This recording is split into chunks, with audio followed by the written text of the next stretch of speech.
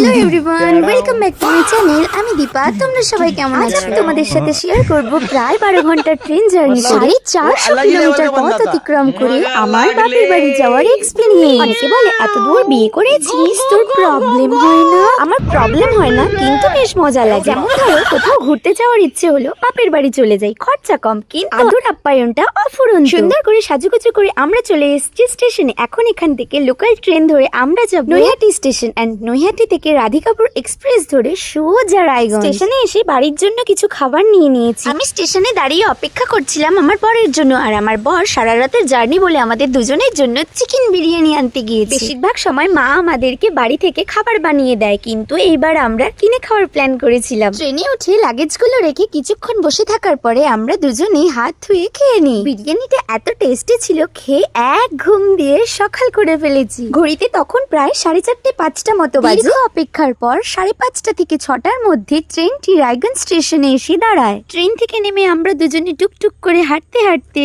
অটোতে এসে বসে পড়ি। ভিডিও তো করতে ইচ্ছে করে, কিন্তু ভিডিও করে এসে এডিট করে পোস্ট করতে কি যে আলসেমি, সে তার বলে বোঝানো যাবে না। যেমন দেখো, এই ভিডিওটি হলো জামাই ষষ্ঠী খেতে আসার ভিডিও, আর সেই ভিডিওটি পোস্ট করছি প্রায় 13 দিন বাদে। সকাল সকাল মা মটর কালীর দর্শন করে চলে আসলাম বাড়ি এসে দেখি আমার বাবা খাচ্ছেন চা, আর মা সকাল সকাল জামাই এসেছে বলে ঘর দৌড় পরিষ্কার পরিচ্ছন্ন করা শুরু করে দিয়েছি।